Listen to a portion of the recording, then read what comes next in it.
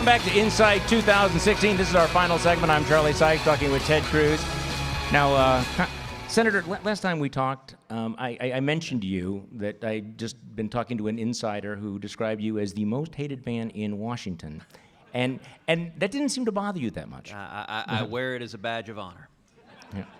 But can you mend those wounds? Are you going to be able to reach out to people like Mitch McConnell? I mean, you got an endorsement today from Jeb Bush. You've had endorsements from Mitt Romney, but we haven't heard from people like Marco Rubio, Scott Walker, Ben Sass yet. Are those forthcoming?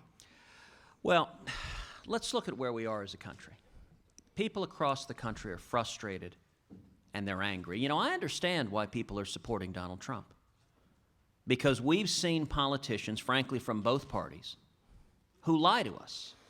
They make promises, and then they go to Washington and they do the exact opposite of what they promise. And we've been betrayed, and we're fed up. And what happens, you know, I'll say something that you rarely hear from a Republican. I agree with Bernie Sanders. I agree when Bernie Sanders says that Washington is corrupt, the fix is in, and you've got politicians who are cutting deals that benefit big business and giant corporations and Wall Street at the expense of working men and women. That is happening, and it's happening in both parties, Democrats and Republicans who get in bed with lobbyists. Now, where I disagree with Bernie is on the solution. If the problem is that government is corrupt, the answer isn't let's have a whole lot more government. And, you know, I will say, if you're concerned about government corruption, the answer is not to support Donald Trump, because Donald Trump has been enmeshed in that government corruption for 40 years. For 4 decades, he has been supporting liberal Democratic politicians. From Jimmy Carter, he supported Jimmy Carter over Ronald Reagan, to Joe Biden, to Chuck Schumer, to Harry Reid. Donald Trump supported John Kerry over George W. Bush, and he contributed twice to Hillary Clinton's presidential campaign. And if you're fed up with the corruption of Washington, Donald Trump has made billions participating in that corruption and buying influence. Hillary Clinton has made millions selling influence. And we need to end that corruption. And so it is true, among the career politicians in Washington, I am not the most popular person. And the reason is simple, because I have tried to remember every day the people for whom I'm working, the people who elected me. 27 million Texans sent me to Washington to fight for them. Now, when I interact with people in Washington, I treat them with civility, I treat them with respect. But when I promise the people who elected me, if you send me to Washington, I'll fight with every breath in my body to stop the disaster that is Obamacare, to stop amnesty, to stop the debt that is bankrupting our kids and grandkids, to defend religious liberty and the Second Amendment and the Bill of Rights, those are promises I intended to keep, and I did keep, and Washington doesn't like it when you keep those promises. I want to ask you one last question. And during the break, we were discussing the fact that you were a student of Princeton professor Robert George, so that I know that, and who's one of the great conservative intellectuals of our time, so I don't think this is an unfair question for me to ask you. Some of us, and maybe you agree, think that right now conservatism, conservative ideas and principles face an existential crisis, both in the culture and in the election. And there's a lot of confusion over the last few months about what it means to be a conservative. Does it mean individual freedom, smaller government, constitutional government, a strong military, free trade, or a big, beautiful border wall? So I'm going to give you this chance here. You've described yourself consistently as a conservative. What does that mean to you? What are the fundamental principles of conservatism for Ted Cruz? What's your definition? You know, I think being a conservative, particularly in America, is understanding the principles on which this nation was founded. The framers of our Constitution began with a radical proposition. For most of human history, we had been told that rights come from government, and that they can be given by government, and thus they can be taken away at the whim of the rulers. The framers of our Constitution began with a radically different concept, which is that our rights don't come from government, they come from God Almighty. As the Declaration put it, we hold these truths to be self-evident, that all men are created equal and that they are endowed by their Creator with certain unalienable rights, that among these are life, liberty, and the pursuit of happiness. Now, starting from that proposition, the framers did something else that was truly radical.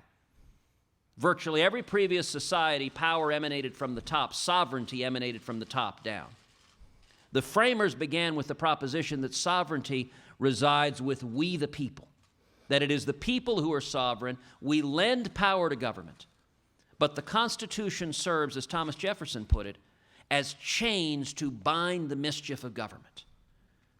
With that understanding that when you limit government, you protect freedom, a conservative understands that less government is more freedom for the people. A conservative understands that the American free enterprise system has been the greatest engine for prosperity and opportunity the world's ever seen. You know, my dad, in 1957, fled Cuba. He'd been in prison. He'd been tortured. He had nothing.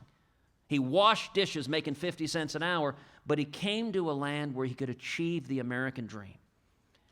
And what we have seen, the big government solutions that are hammering small businesses, the people who've been hurt the most are the most vulnerable. They're people like my dad. You know, if my dad were washing dishes today, the odds are very high he would have lost his job, because it's people like my dad, the teenage dishwashers, who are laid off with the crushing taxes and regulations. And if he hadn't lost his job, the odds are overwhelming he would have had his hours forcibly reduced to 28, 29 hours a week, because Obamacare kicks in at 30 hours a week, and you can't feed your kids, you can't feed your family on 28 hours a week. And so I believe we need to be fighting for principles to reduce the burden of government on the American people, to protect the Constitution, protect the Bill of Rights, and to keep America safe and defend the American people against radical Islamic terrorists and the enemies that would kill us. Okay, we have 3 minutes left. So I think you already have answered this. So what does a general election matchup between Hillary Rodham Clinton and Ted Cruz look like? Why do you think you could beat her in November? Well, for one thing, the polling consistently shows that I beat Hillary Clinton. The polling also consistently shows that Donald Trump loses to Hillary and loses badly. There's a new poll that came out today, showed me leading Hillary nationwide by 3 points, showed Donald losing by 11 points. I mean, getting clobbered. And it's one of the reasons our campaign is surging so much, because 65, 70% of Republicans nationally recognize if we nominate Donald Trump, it is a disaster. It elects Hillary Clinton. We lose the Supreme Court for a generation. We lose the Bill of Rights. Our kids are buried in debt. And I believe this general election is going to be a referendum on bringing back jobs, defending our liberty and our Bill of Rights, and defending security. And if you look at Barack Obama and Hillary Clinton's record, it's indefensible. Their economic record, millions are suffering. Their assault on the Bill of Rights is unprecedented, and both Barack Obama and Hillary Clinton engage in a politically correct denial where they will not stand up against our enemies. I think the people want real change. And I am encouraged. I'll tell you, Wisconsin is a battleground. Right now, Donald Trump and I are tied in the state of Wisconsin. It is neck and neck in this state. We've got 2 weeks, and the entire country is looking to Wisconsin. Wisconsin has a megaphone and a platform for the country. And if we continue coming together, what we're seeing is Republicans uniting. You know, in the last 10 days, our campaign has been endorsed by Jeb Bush and Mitt Romney, but also by Mike Lee and Mark Levin. Now, you want to talk about the full range of the Republican Party.